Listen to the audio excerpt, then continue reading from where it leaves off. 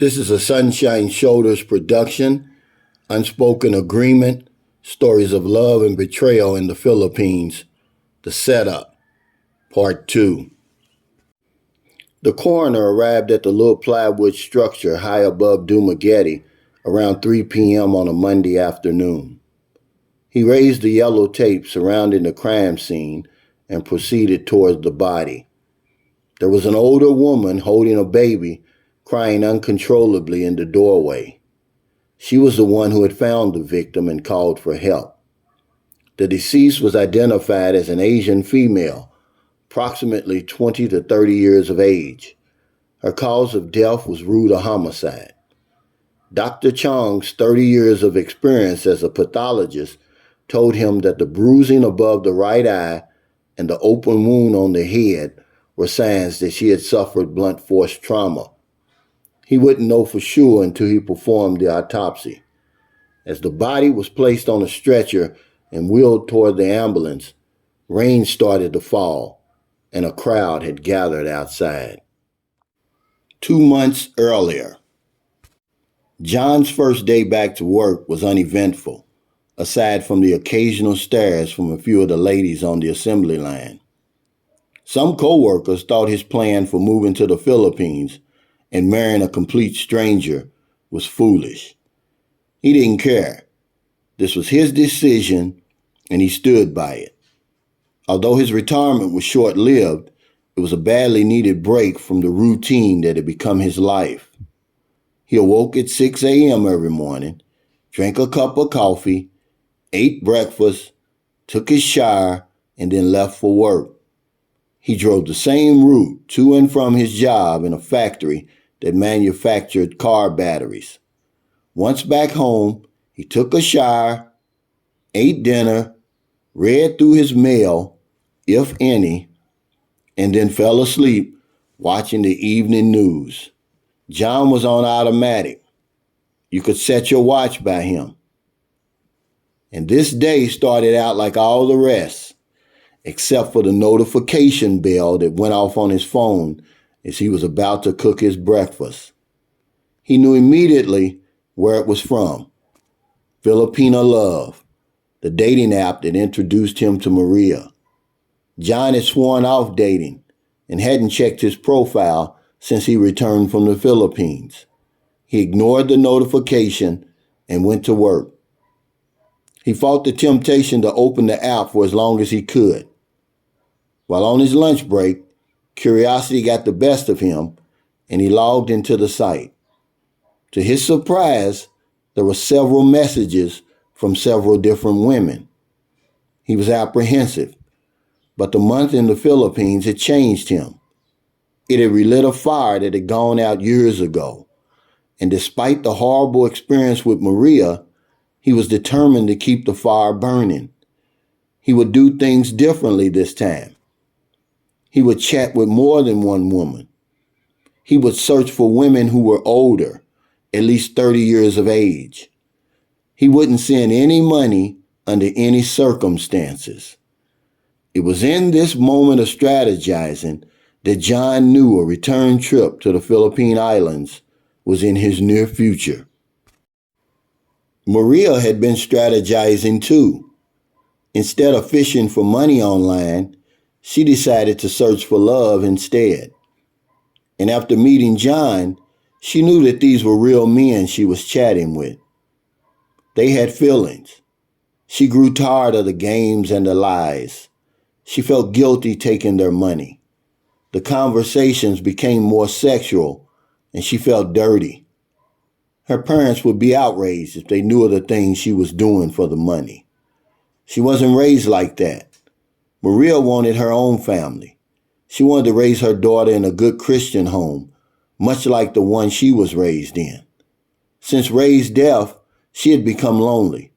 She longed for the touch of a man. She wanted to fall in love and get married. Frankie Jones was looking forward to his return trip to the Philippines.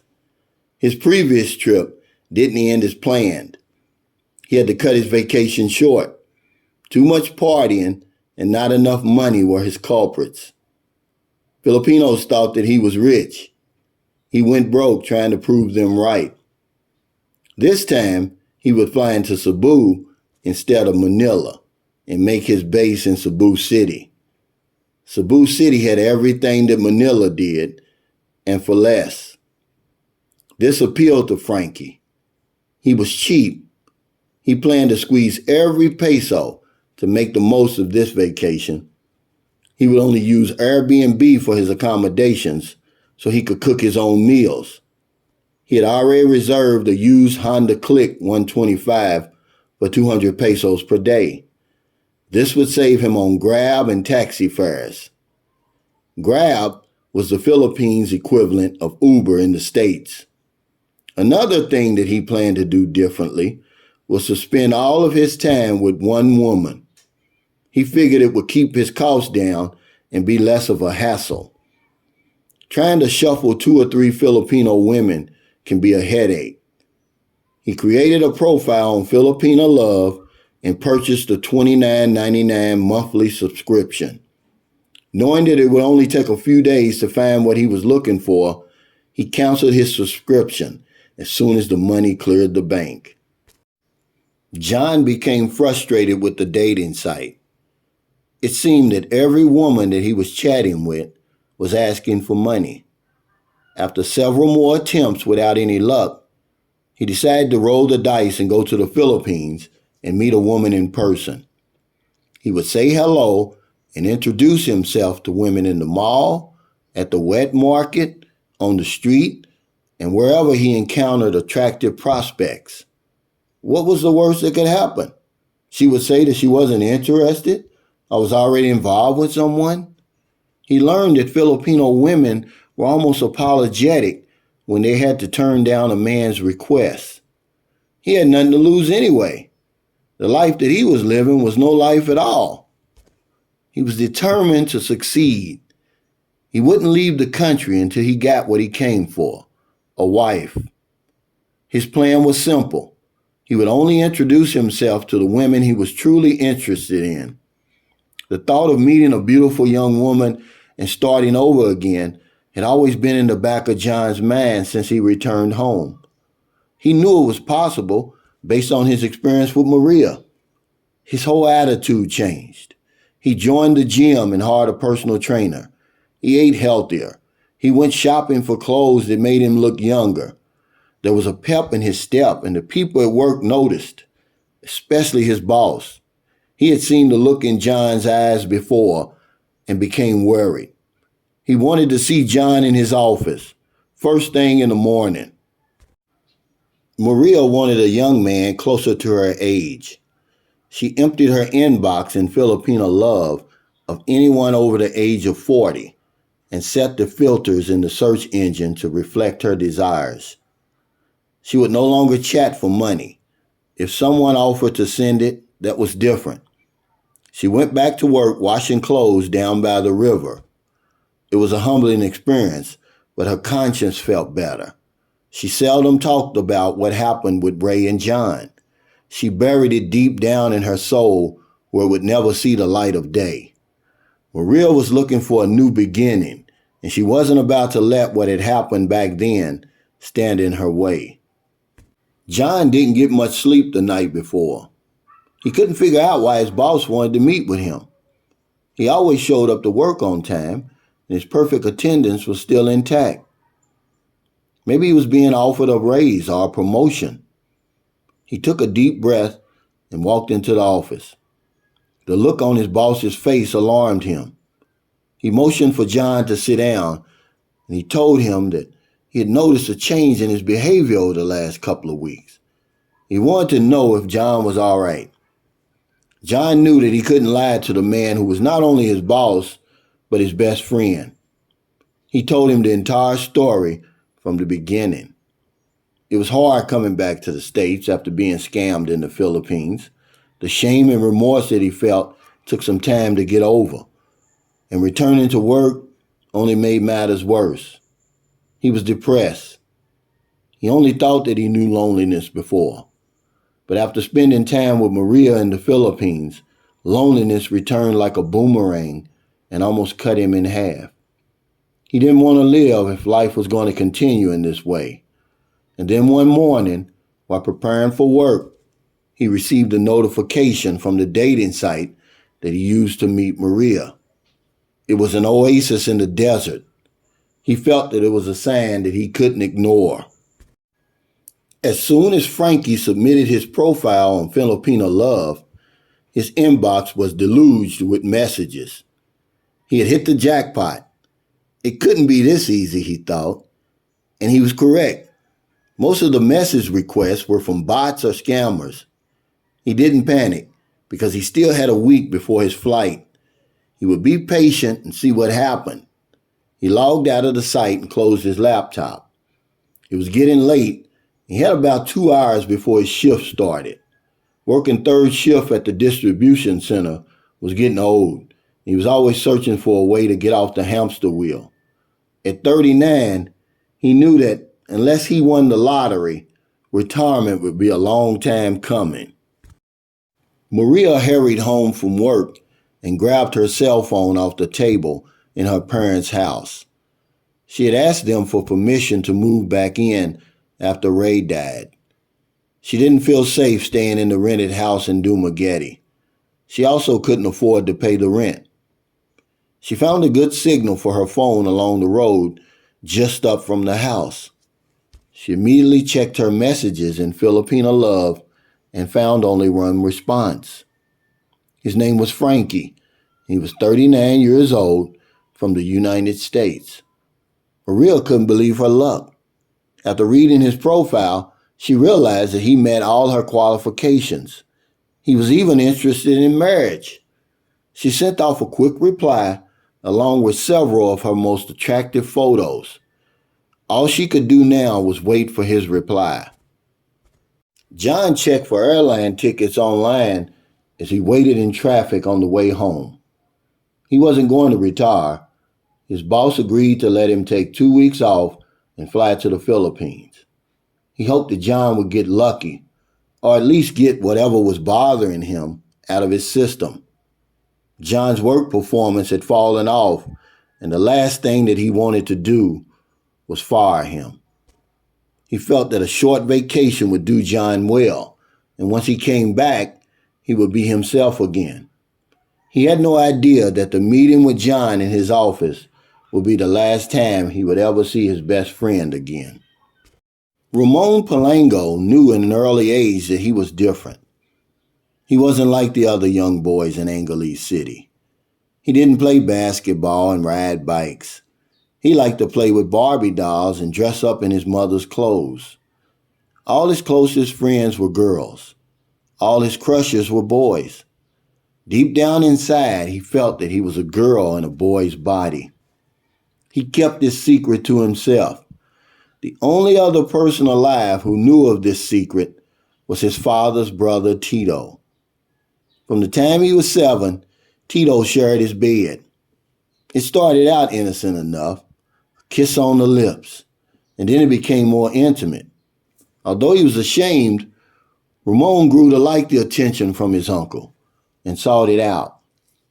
Now that he was an adult, he had dreams of escaping the lie he had lived with his entire life. He wanted to be like the other openly gay men that he saw around town who kept no secrets. But he knew that if his father ever found out that he was gay, he would beat him unconscious. At night, he would sneak out of the house and change into women's clothes. In fact, when he dressed up in women's clothes, no one could tell the difference. He received many free drinks from drunk men in the disco who never knew his secret. He decided to try his secret on foreign men, so he signed up on a dating site, Filipino Love, as a woman. At the least, he could chat with men and pretend openly. Maybe he would get lucky and find true love. The last night at work went quickly, and Frankie clocked out. He didn't have but a few hours to be at the airport. He wasn't worried because he knew that he would get all the sleep he needed on the plane. He walked briskly across the parking lot towards his car and pulled out the phone. The notification bell from the dating app was ringing so much at work, they had to turn his phone off. Now he was anxious to see who was blowing up his profile. To his amazement, it was the sweet young lady Maria that he had sent several messages to. He looked at the pictures that she sent, read the messages, then put his phone away. He would contact her once he arrived in the airport. Everything seemed to be working out perfectly. Frankie was able to secure a great deal on a round-trip ticket to the Philippines on the Cheapo Air website. He saved $300 from his last trip. The Airbnb unit that he reserved gave him a 10% discount on his long-term stay. The only woman that he contacted on Filipino Love, Maria, was interested in meeting him in Cebu. The universe was certainly working on his behalf to make this a memorable vacation. He smiled as he pulled the beat-up 1989 Chevrolet Malibu station wagon out of the parking lot and headed home. He was winning. John approached the airline counter and checked in. He was early for his 1 p.m. flight. He didn't get much sleep Sunday night. The excitement of going back to the Philippines wouldn't let him. He decided to travel light for his 2-week vacation. No souvenirs or gifts for the woman waiting at the gate. There would be no woman waiting at the gate. He went through security without a hitch and sat down until his departure. Bored, he decided to check his Filipino Love inbox just to be curious. He had made up his mind to forsake the dating site and meet women face to face. He was astonished to find 10 messages from the same woman in his inbox. Her name was Ramona, and she was a knockout, at least from her pictures. John had a few hours to wait, so he shot her a message to see if he would get a reply. It was 9 a.m. in the morning in Kentucky, so that would mean it was 9 p.m. in the Philippines. Not too late, he thought. She replied almost immediately and wanted to know if he was available for a video chat. John said yes, but give him a few moments to go to the restroom and tidy up. He wanted to look his best on cam. Ramona was as beautiful on cam as she was in her profile. Her English was good and the conversation flowed smoothly. She never asked him for money, and nothing about her raised any suspicions from John. Against his better judgment, he told her that he was on his way to the Philippines. Ramona was surprised. Did he want her to meet him at the airport? Was it too soon? John went back and forth in his head. Should he give in and meet her or proceed on with his plan? She was just too good to pass up. He decided to meet her at the airport. She said she needed plane fare from Clark Airport, northwest of Manila, to Cebu International Airport in Mactan. Could he pay her fare and expenses? John said he would book the flight and send her money for transportation and food. Ramona agreed. John would arrive at midnight Wednesday morning, 36 hours from now, including the time difference. He excitedly ended the call to await boarding. Something felt different this time, and he couldn't put his finger on it. Maria agreed to meet Frankie at his Airbnb in Cebu City. She had enough money to catch a ferry from Dumaguete and then a taxi to his place. She wasn't nervous.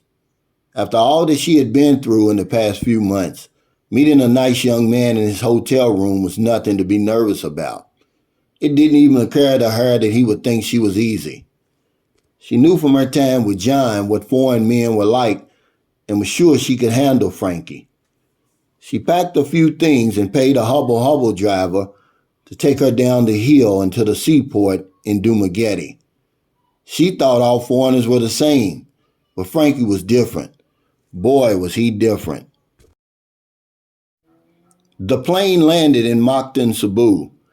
Frankie bolted from his seat towards the exit, not caring who he ran over on his way off the plane. He anticipated a long line in immigration and was shocked that no one was there. He gave his passport and documents to the immigration officer and stood patiently while the woman behind the glass looked him up and down. She stared into the computer screen and then back at him. He started to get nervous. Then the woman said, "Welcome to the Philippines." She stamped his passport and handed it back to him. He retrieved his luggage and went over to the money exchanger. He exchanged a few dollars into pesos. Although he knew he would eventually exchange all his money, he didn't like the exchange rate in the airport. He counted the money twice before leaving the booth. He then went outside to wait for a taxi. Compared to his arrival in Manila last time, this was a breeze. But his time in Cebu City would be much more difficult than he anticipated. John was also on the plane that landed in Mactan, Cebu.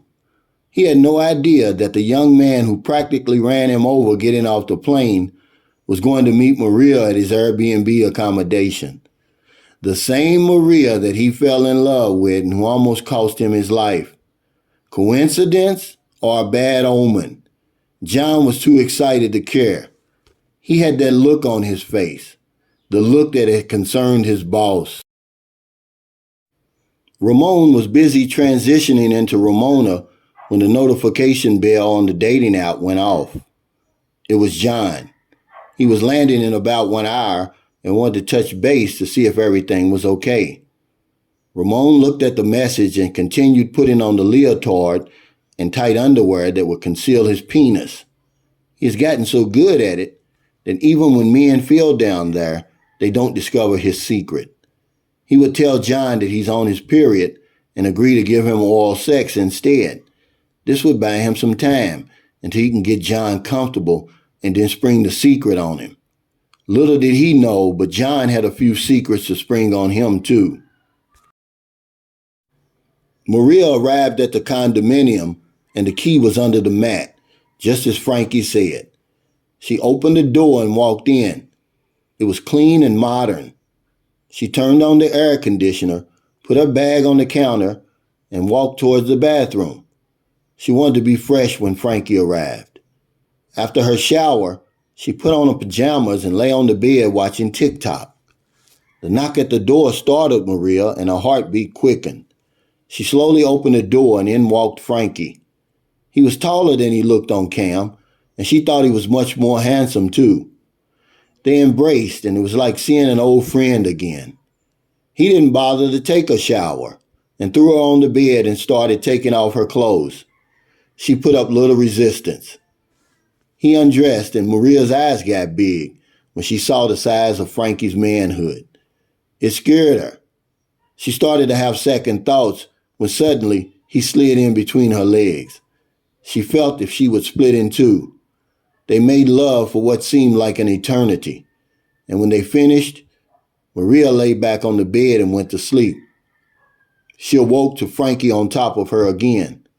Neither had been with a lover for quite some time, and it showed. They sat up all night talking and bonding. When morning arrived, Frankie offered to take her to breakfast at Jollibee, a popular fast food restaurant in the Philippines that was not expensive. He was watching every peso and wasn't about to make the same mistakes that he did on his last trip. Maria realized quickly that Frankie was not the generous type, and he was also cheap. If he didn't loosen his pockets soon, she would have to resort to plan B. This was John's second trip to the Philippines, so he knew the routine. Pick up his luggage and go to the agreed-upon meeting area. There's no need for him to exchange any money because he had 5,000 pesos left over from the last time he was in the country. He never thought to exchange them back to dollars as he was leaving. This would be enough to hail a taxi and get something to eat later. He slung his backpack over his right shoulder and wheeled his luggage towards the exit. A tall woman with long legs and a wide smile walked up quickly behind him and tapped him on the shoulder. He spun around and looked into the eyes of the most beautiful woman that he had ever seen. It was Ramona, and she was stunning. They exchanged pleasantries, and she gave John a peck on his lips and led him towards the taxi queue. John felt as proud in that moment than he could ever remember. His happiness would be short-lived. Frankie was just as cheap on the third day with Maria as he was on the first day. She decided to put Plan B into action. She noticed that Frankie kept his money in his luggage and locked it up every night. He put the key in the soap dish in the bathroom. He didn't go to any length to hide it, so Maria found his hiding place easily. The plan was to make love to him and wait until he fell asleep. Remove the key from the soap dish, unlock the luggage, take out the money and leave. She wasn't sure how much money he was hiding, but from what she could tell, it was quite a bit. The plan worked perfectly. Frankie went to sleep with the thoughts of taking Maria to see several of the tourist spots in Cebu City. He set his sights on the Tops. The Tops Lookout is one of the most popular tourist attractions in Cebu City. It sits high on top of Mount Pusay with panoramic views of the entire city, all the way to Mactan Island and other neighboring islands. When he awoke, his whole world would be turned upside down, thanks to Maria. John checked into the hotel under the name Mr. and Mrs. John Masterson. He was looking forward to a romantic 2-week vacation with Ramona and then go back home to file for her visa. He was so sure that she was the one that prior to his departure, he stopped in the duty-free zone and purchased a small ring. John was going to surprise Ramona and propose marriage before he left. Frankie woke up to an empty bed. Where was Maria? He went to the bathroom and checked the soap dish. The key was still there. He looked around the condo. Nothing seemed out of place. And then he noticed that his suitcase was lying down instead of standing up as he had left it. He hurried back into the bathroom and snatched the key from the soap dish. Frankie's hands were trembling as he opened the lock on the suitcase. The money was gone. $5,000. Everything that he had brought for his trip. She had even stolen the several thousand pesos that were in his pants pocket. Panic set in. He was 8,000 miles from home, and he didn't have enough money for a cup of coffee.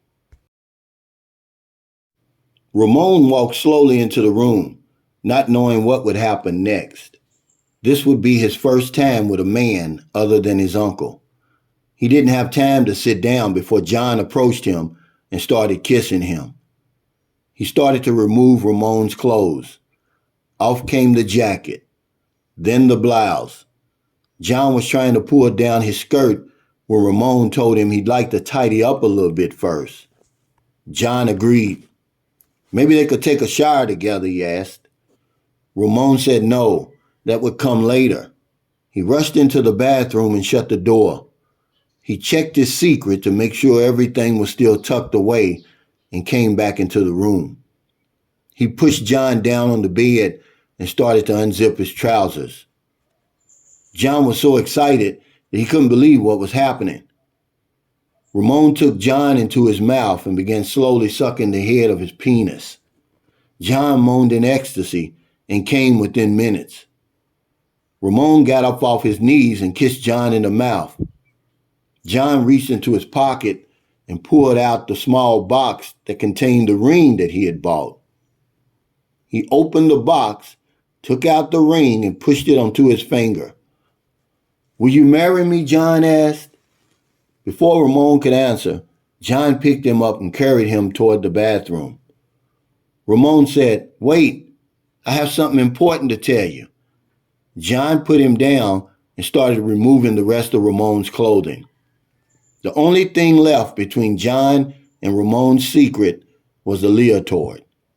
Before John could remove it, Ramon whispered softly, "I'm a transgender."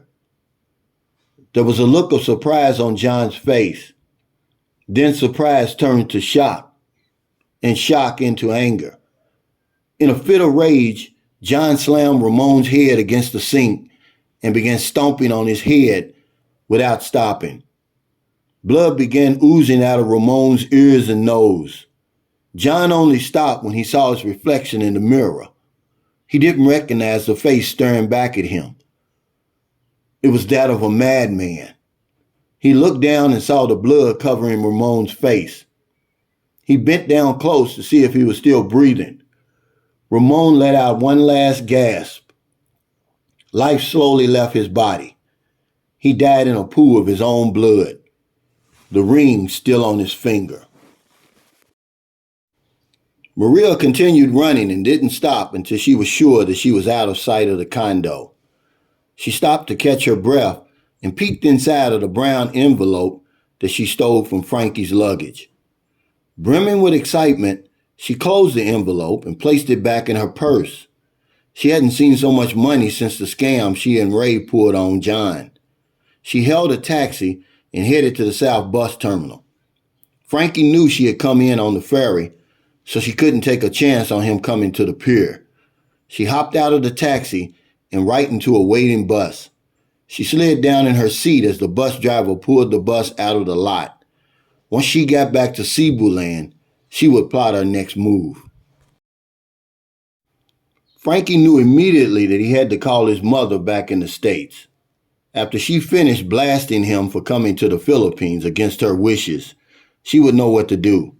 She could help him. He slowly dialed her number. It would be late in America, so he hoped she was still awake. "Hello?" came the voice through the receiver. Martha was wondering who could be calling so late at night. She didn't recognize the number on her caller ID. "Mama, it's Frankie. I'm in trouble." John finished cleaning up the blood in the bathroom and putting the room back together as best he could. He showered and changed clothes.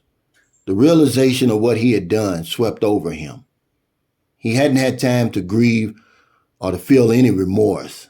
It happened so quickly. His life was over, ruined in a flash. How could he get himself out of the mess that he had made? He would dispose of Ramon's body and then return to the States as soon as possible.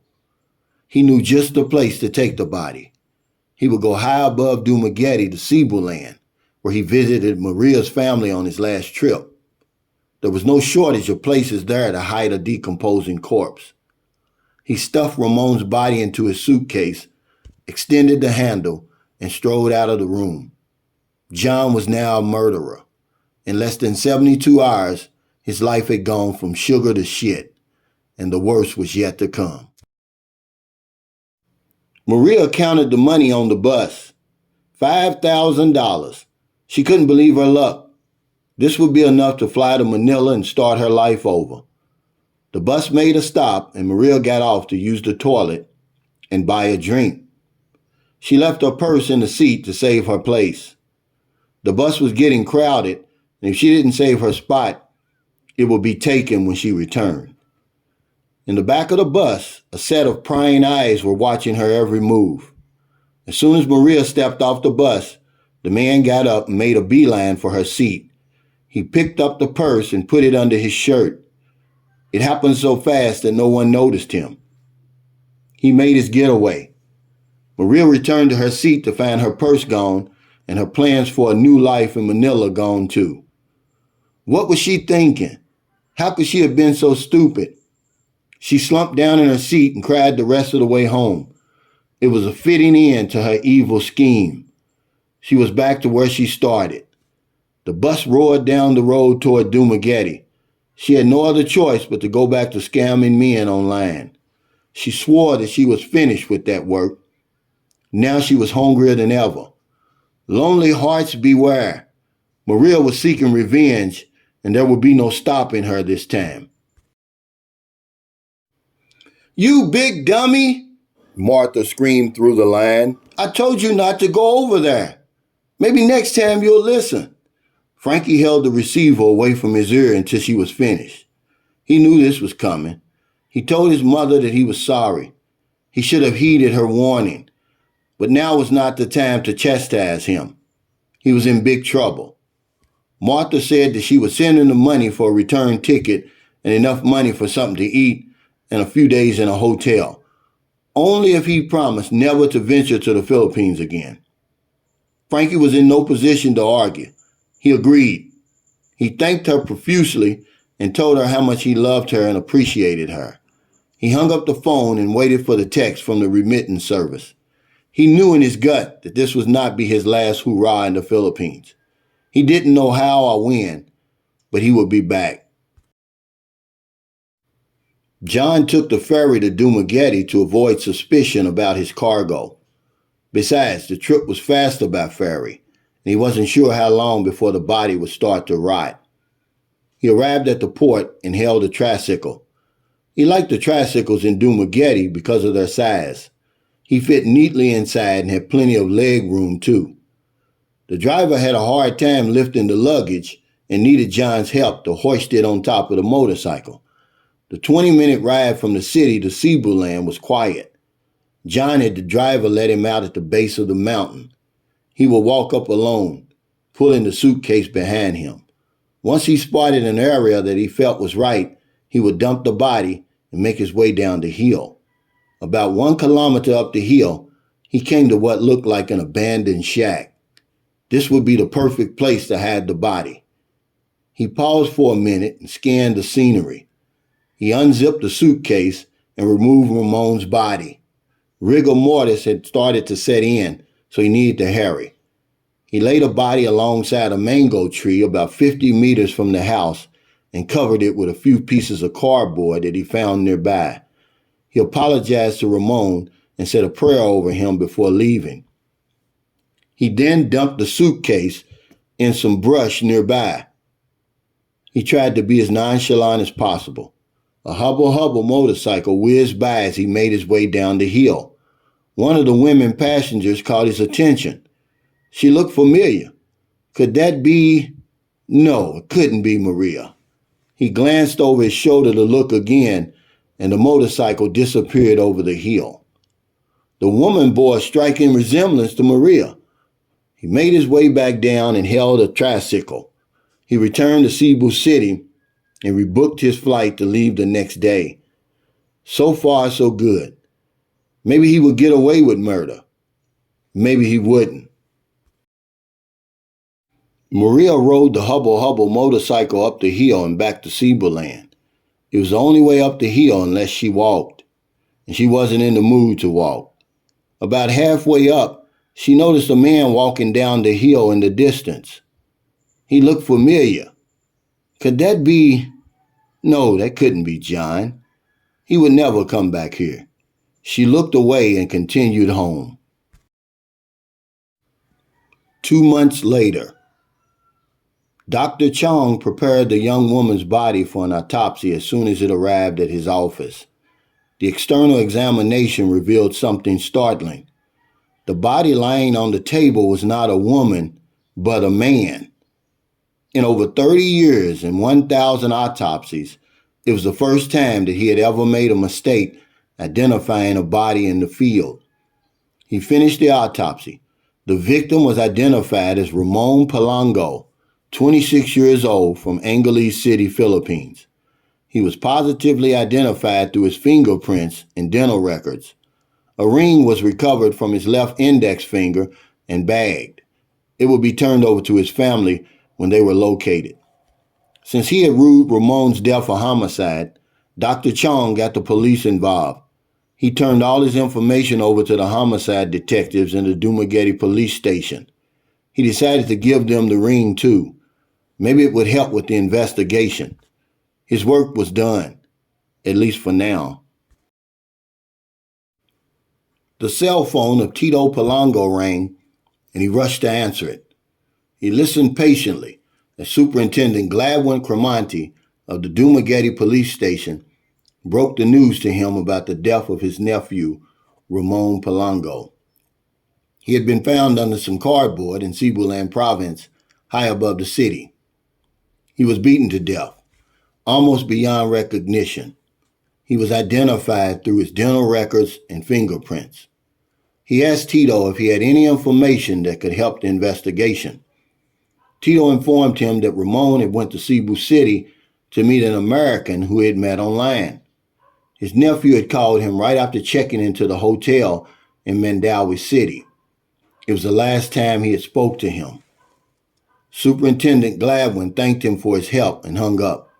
Stunned, he closed the old Nokia flip phone and put it in his pocket. Ramon was not only his nephew, but the love of his life.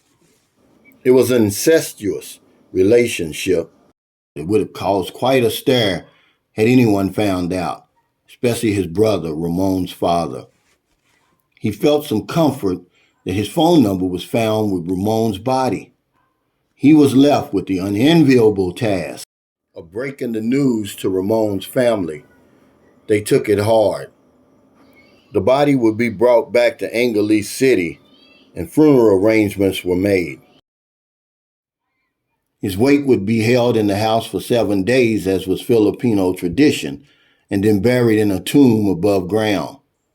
The loss of Ramon was too much for Tito to bear. He had a stroke and never recovered. He died and was buried next to Ramon. Before he passed, he gave his brother the business card of the superintendent, Gladwin Cremonti, and told him all that he knew about the meeting between Ramon and the foreigner. His brother promised to get justice for his son if it was the last thing that he did. This is the end of part 2 of the setup.